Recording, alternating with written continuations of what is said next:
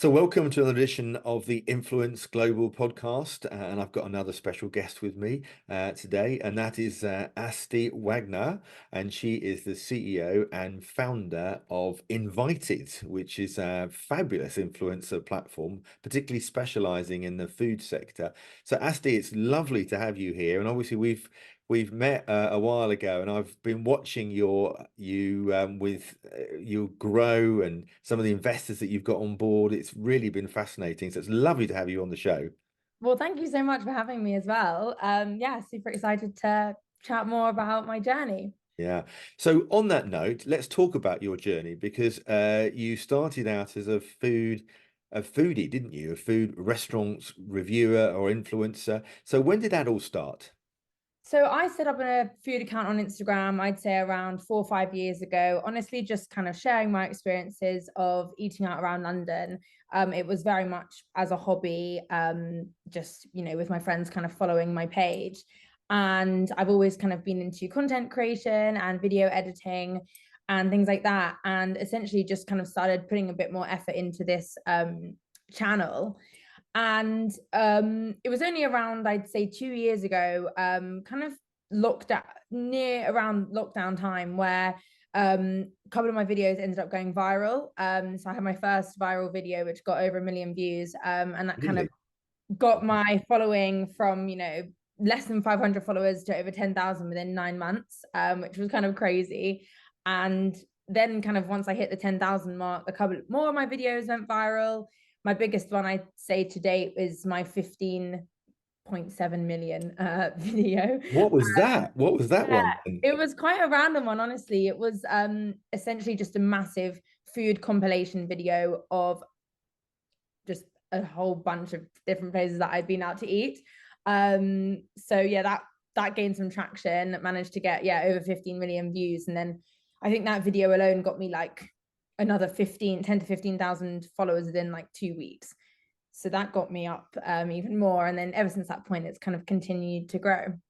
Wow, wow. Well, and it's what's quite interesting is that I always say great influencers, they know their stats. They really get a flavor for what is working, right? Why did that one work? Why did that? And it's not always easy to understand how the algorithm works, is it? But actually, when you start to see you for example, you just mentioned there was a whole bunch of stuff like what we call listicle type things that those can do really quite well. These are 10 restaurants you should visit in London or something, or Yeah. that type of thing. So it's and because they're shown quite quickly, I think and people will save the video and then watch it again, so you get another view, don't you? Or people Yeah. share it, and of course that in itself pushes the content out further.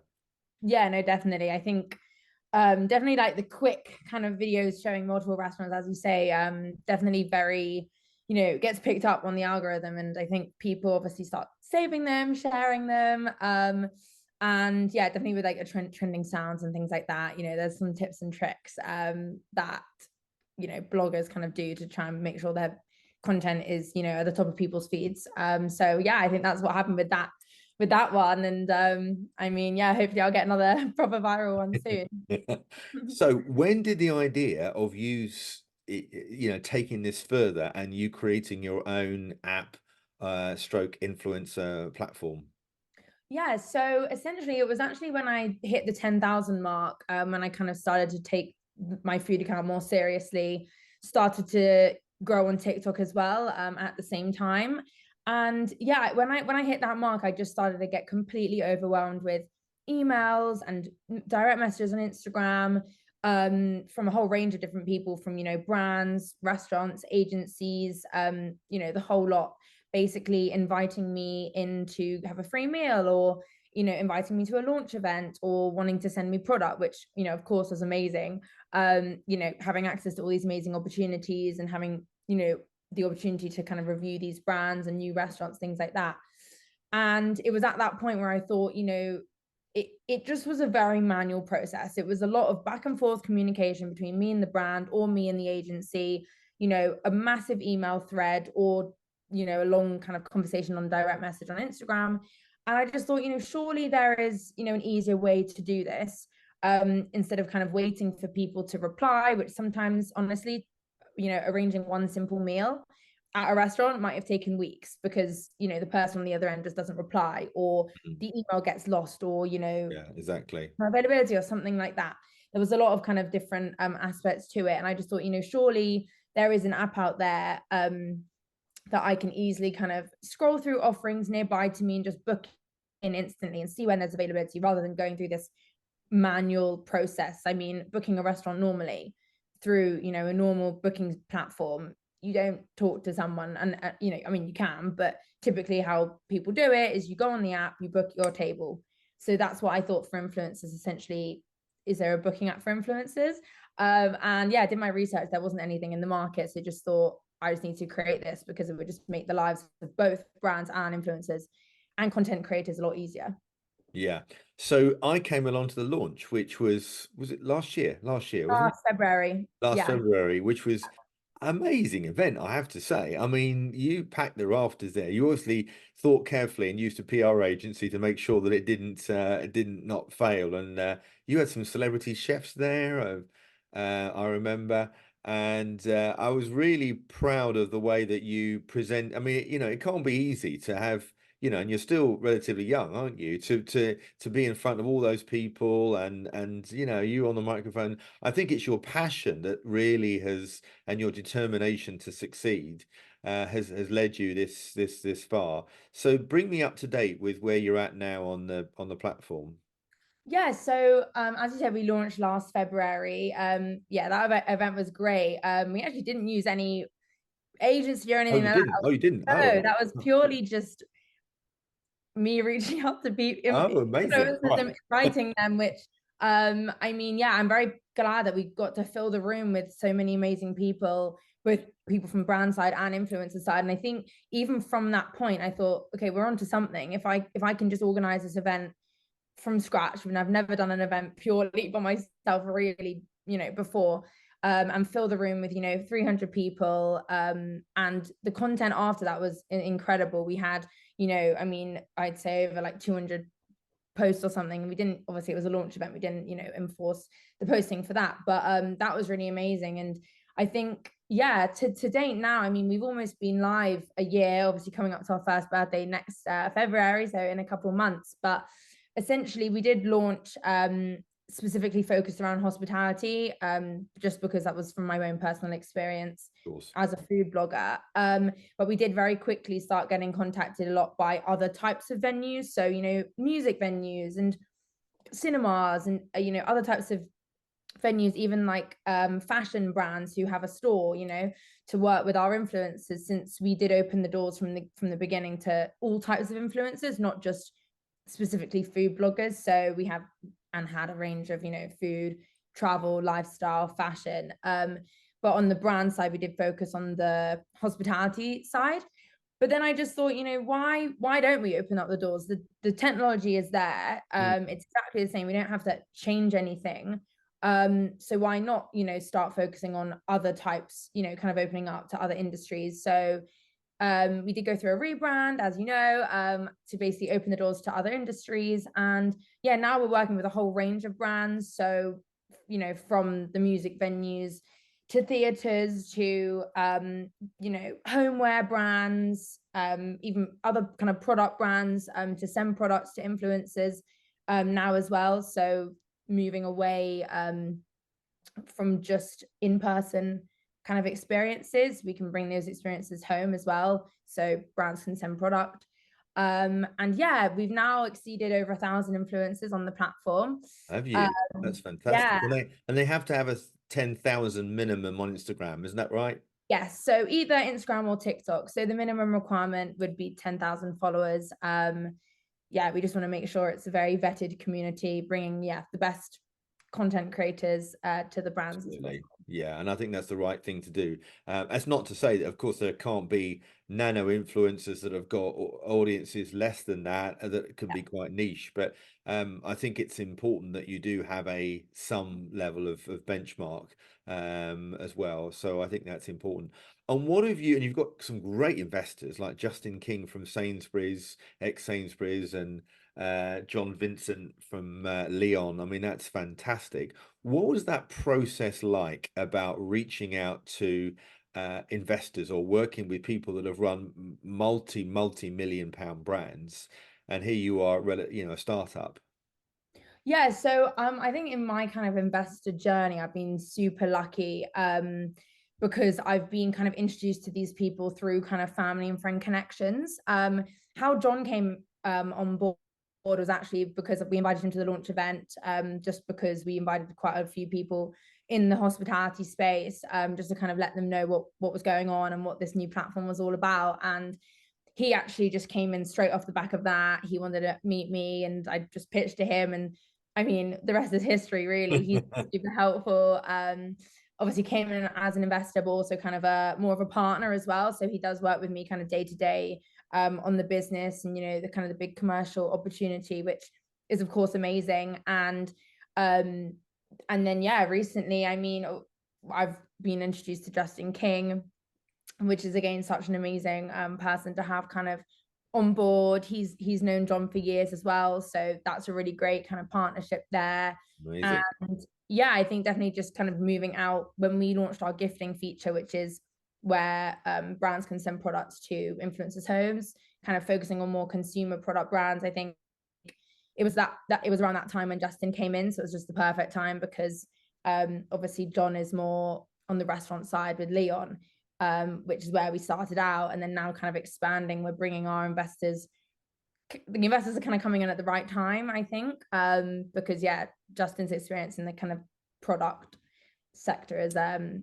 Phenomenal. Yeah. And I think what's really interesting more and more, because at the moment it's been a difficult period for a lot of businesses, not least of all in the influencer space, getting cash from it's been the hardest years, 2023, for liquidity and finding the right type of investors. But it's fair to say that when you found somebody that really understands you and your brand, and I'm talking not just you personally, but anybody that's out there. Often these people don't just bring, hard cash. They bring a whole lot more. They bring experience, but also a very desirable black book of contacts, of course, which could be super helpful. And particularly in your case, where you obviously have a very strong skill set in what you've done, but we all have areas where we need to learn and appreciate, and particularly when it comes to scaling a business. So, presumably, then you've been able to think about what that's going to look like from a scalability point of view. What were some of your thoughts about making this an even bigger business? Yeah, so of course we started in London, just again from kind of my experience, and it's just kind of the place to be. A lot of influencers are based in London, which is why we've been able to get like a really broad base of bloggers on our kind of in our community. We have already expanded out into the UK, slightly unintentionally. We kind of just had clients come to us in, Brighton and Leeds and, even like Cornwall area, who we kind of said, yeah, look, like you can use our platform.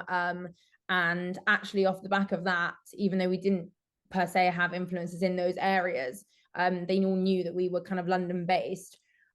We actually, after announcing these clients, we had influencers join in those areas, which is obviously really great. It just kind of shows the power of social and influencers. We got one influencer in Brighton go to one of our Brighton clients. Off the back of that, we got a whole load more of Brighton influencers, and then now those influencers are constantly on our app. Whenever they travel to London, they can go to our opportunities, and vice versa with the London influencers as well. So Right. uh, we are kind of all over the UK. And yeah, I mean, the next steps, I would say, definitely want to go into the States as soon as possible. I think definitely the industry, well, especially in New York and LA, there's like a really great kind of sense of influencers, and of course the brands want to work with them as well. And we also already have had quite a few kind of requests from both brands and influencers in LA, saying like, when are you coming here? So that's kind of keeping me going, wanting to help them out if they're saying, we need this here. I want to be the platform that expands out there. Yeah, Great. first. And what have you learned as an individual personally about all this experience? You will be inspiring to lots of other, young women coming through up the ranks, if you will. And it can be quite nerve-wracking running your own business, not least of all, having big investors behind you. What have you learned personally about this whole experience? I think what I've learned is definitely you need to surround yourself with the right people. I think specifically with my journey, I mean, I only graduated university last year, so it's quite Crazy that, isn't it, really? yeah, like it's yeah, it's a very kind of obviously a whole new thing for me, but I think having the right people around you, and I mean even in terms of hiring a team, like that I've been fortunate enough that I've got investors in, I've been able to grow my team to help run this operation. But I think definitely I've obviously hired people who are a lot better than me in their certain fields, and I think that's definitely something really important because you can't do it alone, especially if you are young and haven't kind of run a business before. You need people around you who can kind of teach you things. Hmm. And that same goes with the investors as well. Like, of course, I've had multiple interactions with potential investors, but you don't necessarily want to just take the money. You need to make sure you have a good fit, to make sure they're not gonna they're kind of on board and they let you kind of make the decisions, and Absolutely. Yeah. they're kind of supporting you in this and also bringing you kind of their wealth and experience in whatever field that they are in, because ultimately if they're an investor, they get it, they get what you're doing and they want to support you. So I Which ultimately helps them, of course, because of course if you succeed, they succeed, not just because they're helping, but it's also they're protecting their own investment, of course, yeah, aren't they, as no, well. exactly. And yeah, I mean, also having the confidence. There must have been moments where you pulled your hair out, or there've been moments where you think, "Oh my goodness, this has all gone wrong," or something like that. Have you had times like that? Of course, yeah, all the time. No, I think obviously it's hard. We're at the very kind of start of this journey with Invited, and I think that yeah, obviously there are days where everything goes wrong, and I just am like, okay, right, how am we gonna fix this? But I just think the motto that I have, I've been like taught by my father, is just every day is another day. So even if you have one really bad day, the next day you can get you know you get some really great news. Doesn't mean that the whole big picture is failing. Yeah. um, so I think yeah.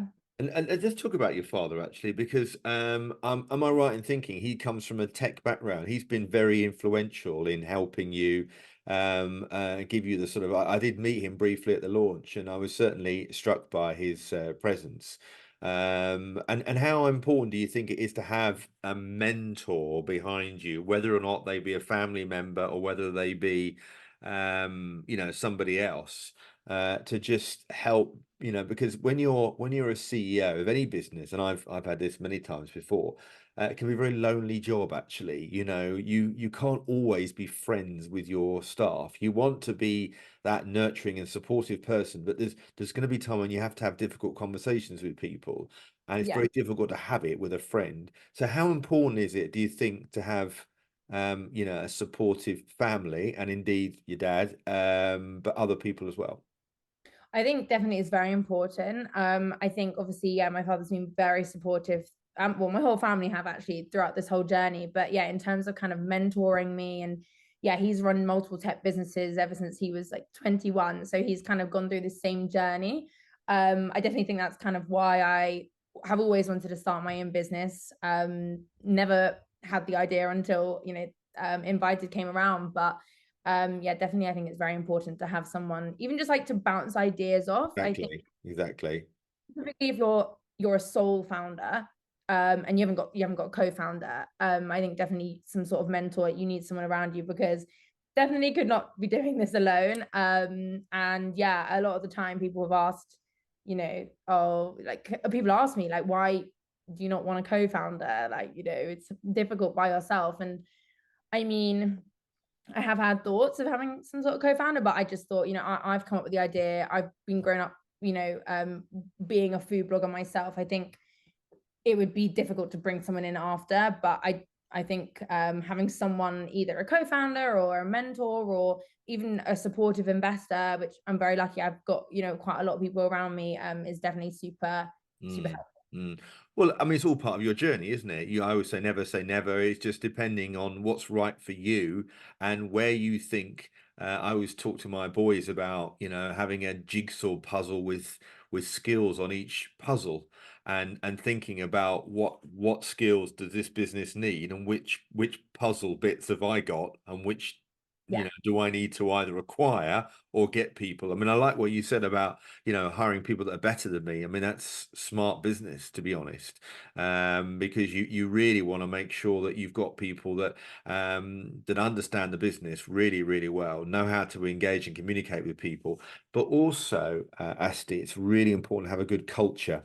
I've had the fortunate to work with some individual companies that have got great culture, but I've also seen the reverse of that as well, a toxic culture, and it is quite challenging. And the reason I say that, and that's still in the influencer space, by the way, it's because there's a lot of pressure.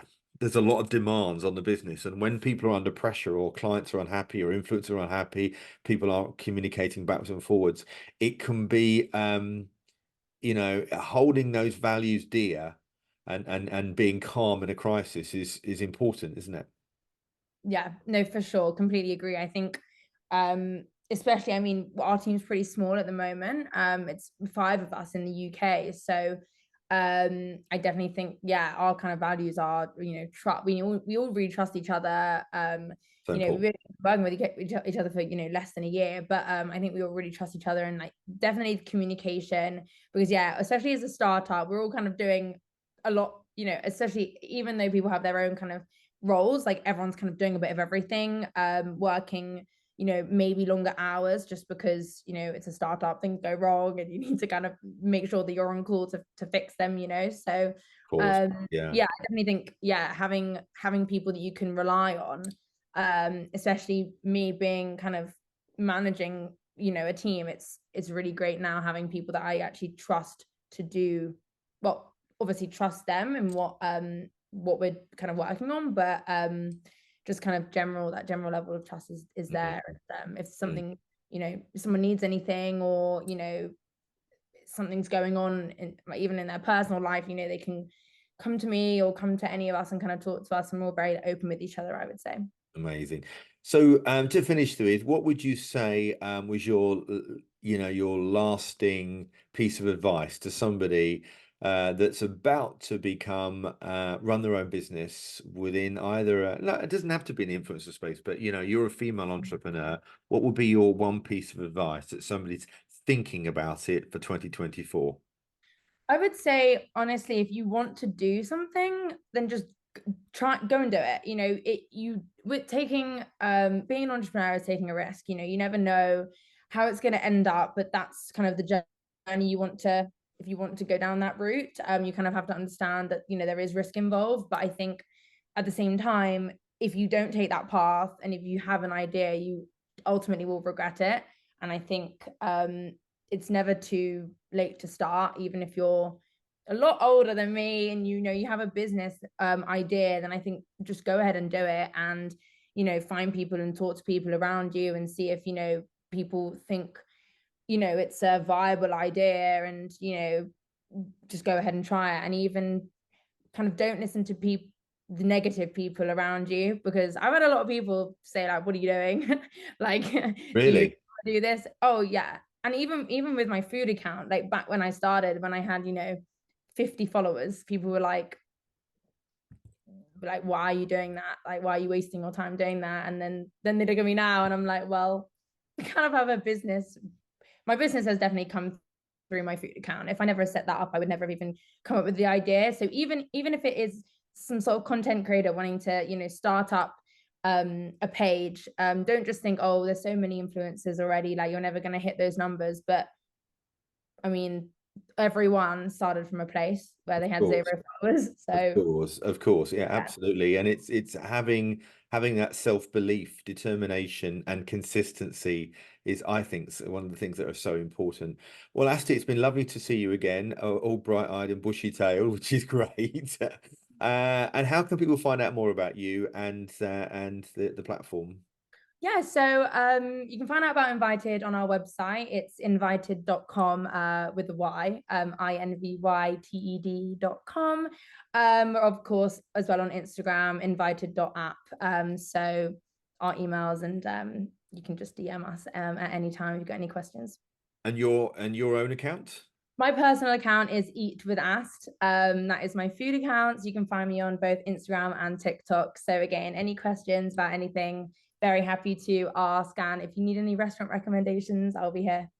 Right, Asti, lovely. Thank you so much for joining us on the Influence Global podcast. Thank you so much for having me.